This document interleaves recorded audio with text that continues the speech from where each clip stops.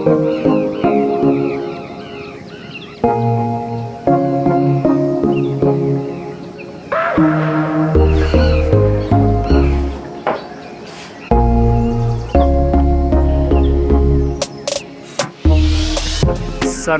over the longest teak wood bridge in the entire world.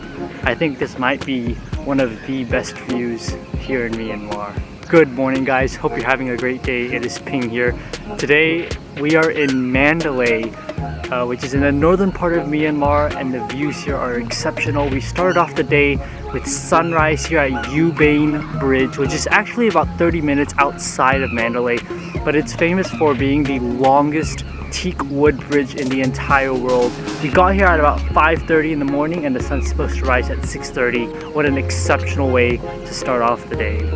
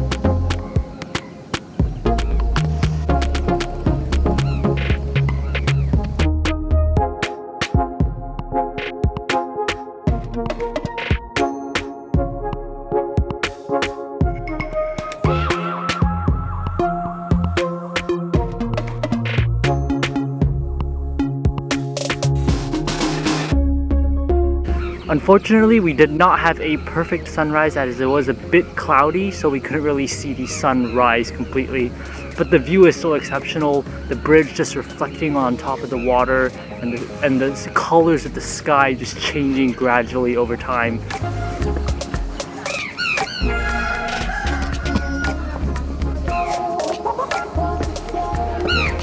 We've made it onto the teak wood bridge, as you can see. At first, I actually didn't want to come up on the bridge because I thought the view from down there was already exceptional. But now that I'm up here, I have to say the view is possibly better than it is down there, because you get that misty feeling. The back part of the bridge, you can't even really see it because the fog just blocks it all off. That sort of mysterious element is there. Definitely remember to come up onto the bridge after you're done taking your shots down by the river, because the bridge is just beautiful when you go on it. You can have a good view of everywhere around you. You can see the pagoda, the white pagoda from far away, and then you can also see just all the rice paddies, all the farms overlooking the entire river. It's a great way to start off your day.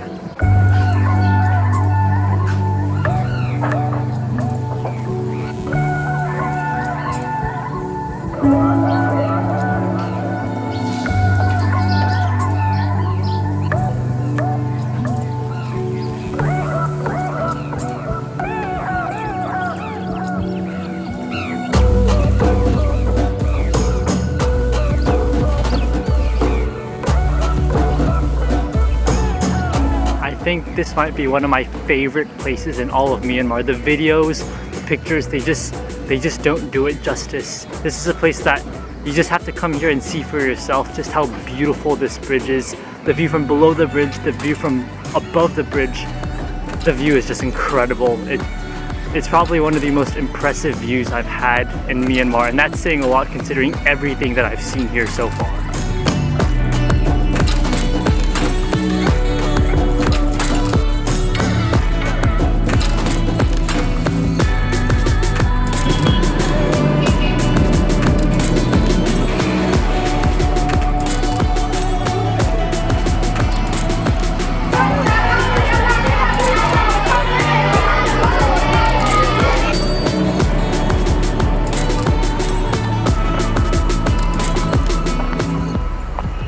Just a 15-minute walk away from just near the railway station of Mandalay, near the heart of Mandalay, is this huge structure behind me. This is actually the wall surrounding the Mandalay Palace. Now in the past, the palace would be just right behind those walls, but today it's actually an army base. So you're technically not allowed to go inside from certain areas. So if you are coming to Mandalay, you want to enter these gates, you want to go see the Mandalay Palace, just be aware that you cannot enter through the south gate, you can only enter through the east gate. So we're currently walking from the south gate all the way over to the east gate. It's gonna take some time. I'll see you guys once we're inside. After a 30-minute walk outside the perimeter of the wall surrounding the Mandalay Palace, we are now inside the palace. But what's interesting is that the road towards the palace is actually part of a military compound, like an army base. So you're not allowed to take any photos or film while you're walking to the palace. But once you're inside the palace, it's a green light.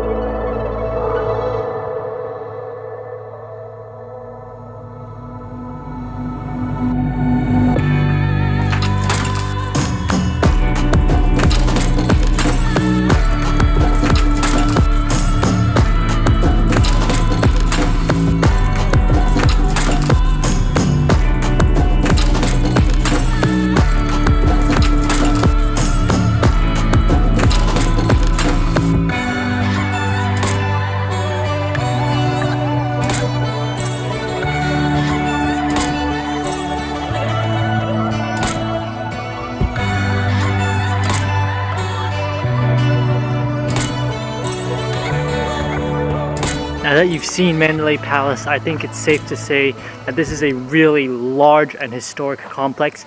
The actual buildings aren't that old, but they try to replicate it in the style that it was supposed to be in.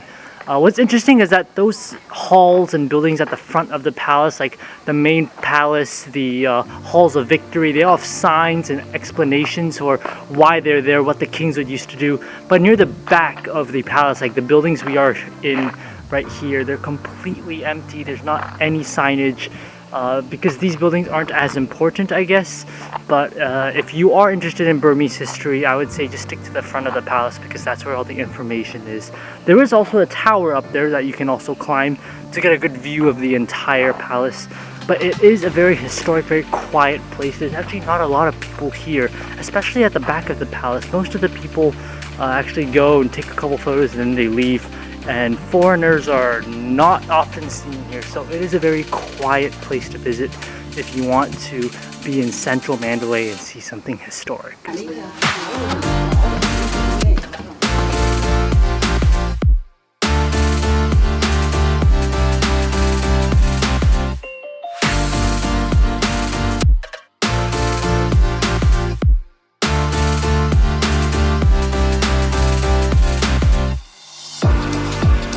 If you want to visit the palace in Mandalay, make sure to bring your passport because for all foreigners, they want to keep track of your passports since you're technically entering an army base, so they can keep track of all the foreigners who are entering and exiting. So they do need your passport or a copy of your passport, so make sure you have it on yourself. Also, keep in mind that if the palace is your first attraction here in Mandalay, you'll be paying 10,000 Baht for something called the Mandalay Archaeological Fee. This fee basically covers access to all of the major sites here in Mandalay, whether it's Kuthodaw Pagoda or the palace or all the other pagodas here in the region. As long as you have that pass, you're good to go. But the first place that you visit, you have to pay 10,000 Baht so you can get access to that pass. So make sure you have 10,000 Baht on you.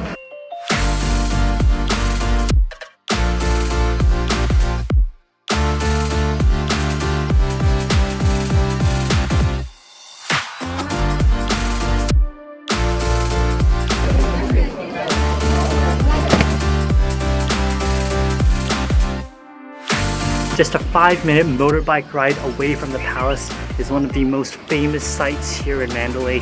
This right here is Kuthodaw Pagoda.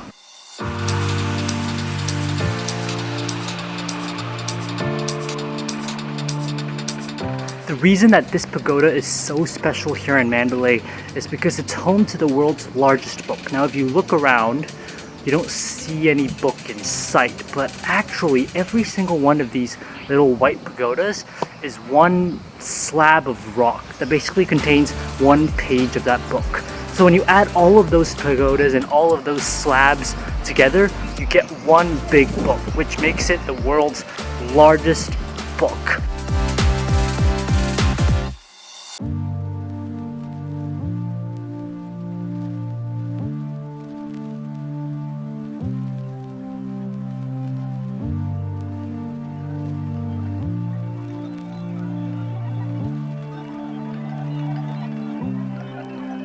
Thank you.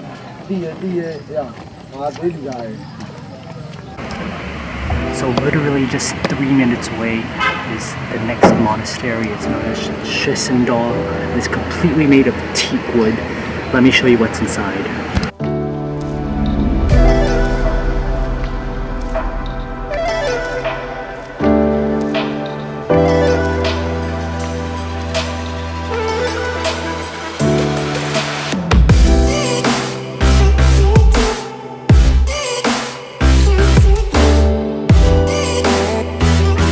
Quite dark inside, and it's not very colorful. It's just actually teak wood, but it's very historic. It was built in the 1800s, so it's very old, but it is definitely a very interesting sight to see here in Mandalay.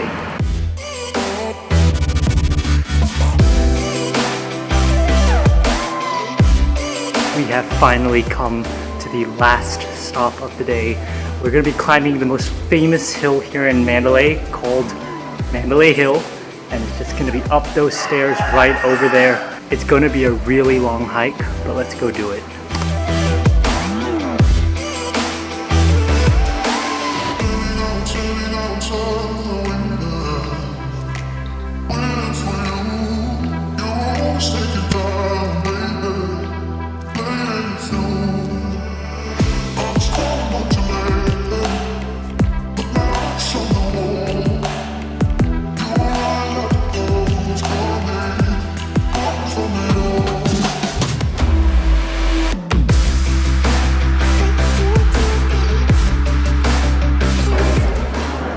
We've made it to the top of the temple. Actually, on the way up, there's a lot of levels that are quite nice. They have all these different pagodas, really colorful, really nice viewpoints. But up here at the top, it's just panoramic views of the entire area. And you have to pay 10,000 baht to enter the highest pagoda, but let me just show you what it looks like.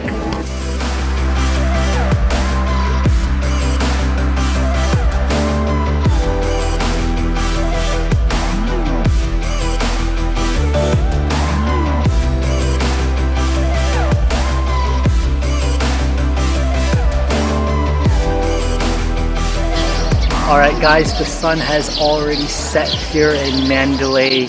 It actually got really ridiculously busy because they had these Indian tour groups and Chinese tour groups that just came, and the buses just unloaded thousands of people. Anyways, that's going to be all for this video, our first day here in Mandalay. I hope you enjoyed this video and I hope it helps you if you're coming to Mandalay. If you enjoyed it, definitely give it a thumbs up and subscribe for more food and travel videos. We'll see you guys on the next video. Bye guys.